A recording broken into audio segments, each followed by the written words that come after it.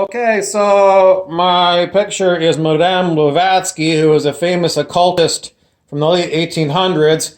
And my hat is, I'm going to call it Red Cross, not so much Switzerland. Okay, so basically, what my lecture today is a follow up to when I was talking about vibrations and the law of attractions.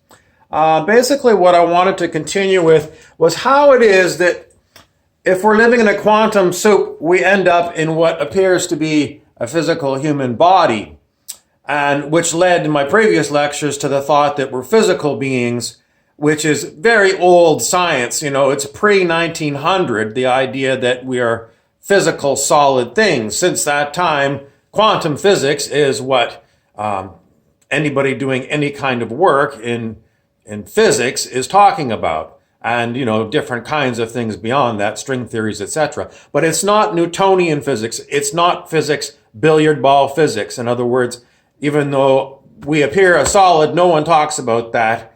Let's just leave it at that. So that's where the research is. It's in stuff that's far beyond solid physical. Now, in my previous lectures, I talked about how modern medicine is basically what we call low magic. Low magic is basically saying, here's a cure, and you take a pill, and it's placebo effect, and it's the power of hypnotism and suggestion that gets some kind of reaction in your body. Okay, so it's basically working on your mind, okay? So it's hypnotizing your mind into believing that you're getting something that's going to help you.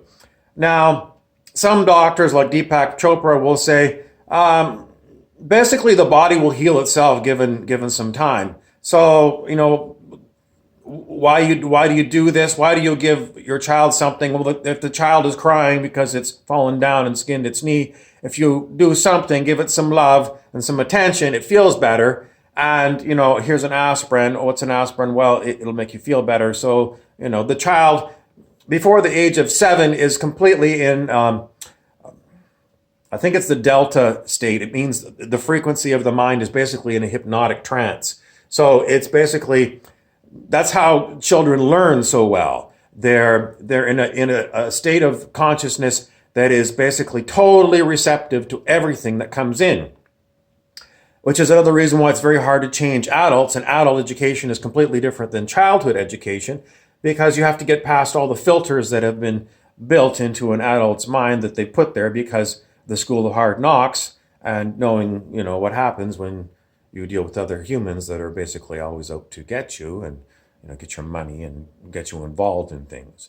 So anyway, the idea is if you were a quantum thing, I mean, your physical body is a quantum thing, a hologram, basically a solid hologram. How does this come about? You yourself, if you take away all the onion skin layers of yourself, are awareness, conscious awareness. And then layered over top of that are things like mind, which is your ability to understand concepts, and memory. So you're somewhat like a computer almost. You know, you've got different layers. And even if you think of the way that they look at the brain, you've got back here, you've got the brain stem, very primitive, and then there's like a reptilian brain, and then the mammalian brain, and not till you get to the very front do you actually become human. In other words, you've got different brains that are working together, but the primitive ones look after things like the body regulation, and, you know, up here is where your thinking cap is, okay? So if you were to consider yourself to be consciousness itself, you are projecting your consciousness into what we consider this. You know, this out here is a super hologram of all of us projecting our consciousnesses in, and what we project through is a field known as a morphogenic field. Morph means shape. So a shape field.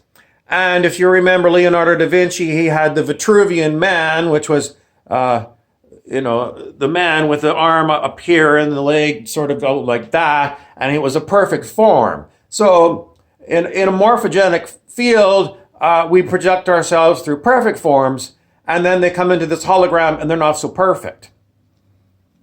Isn't that strange? Why is it that when you project yourself through a morphogenic field like a Vitruvian man, a perfect human, male and female, why is it that we have people who just seem to be the wrong shape, that have physical problems, that are maybe born with deformities or missing limbs?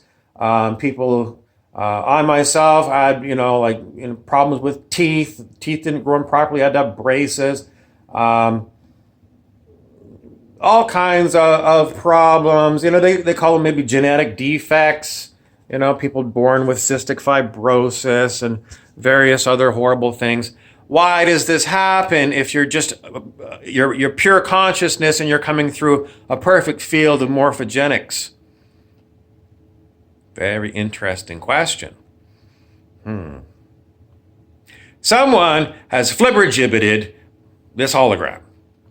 Flibbergibbeted is a word that basically means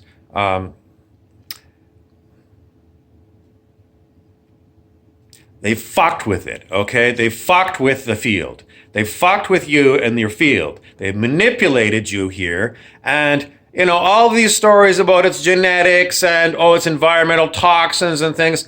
No, it's incorrect. It's incorrect because your consciousness and you're coming into a field, a morphogenic field, and that's a pure field in a pure field. And then you're coming here and you're impure and you're saying, well, there's something here that has caused it. Well, that's true, but the feeling is that it's somehow toxins and things. I mean, there's something...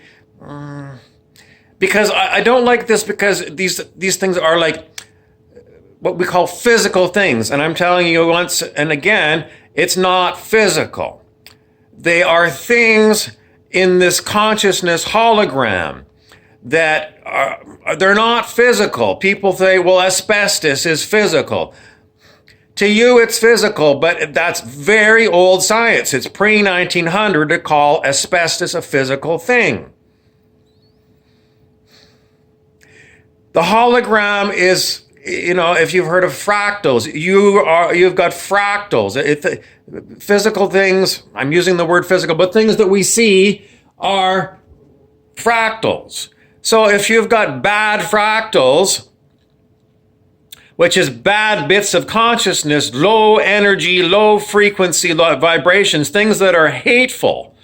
Hateful things cause bad, ugly fractals. And the science that proves it is Dr. Emoto in Japan, who did work with water. And he took jars of water and he says, I love you to some jars of water. And other jars, he said, I hate you. And then he froze the water and he looked at the crystals under microscopes and he took beautiful pictures. And Dr. Emoto's pictures are on the internet. And you can see if you send out vibrations of hatred towards water, it doesn't make beautiful crystals. It makes ugly crystals, deformed crystals. So actually, you have power in your voice and in your intention when you put out low frequency hateful things to create ugliness and to destroy beautiful things. You're way more powerful than you think. Now, you're coming into a hell world. Okay, before the early 1980s, this planet, the calibration on the scale of consciousness was below the level of 200. Now, you have to go and do that research, but below 200 is basically hell. And this planet was hell before the early 1980s. And if you look at human history and the wars and all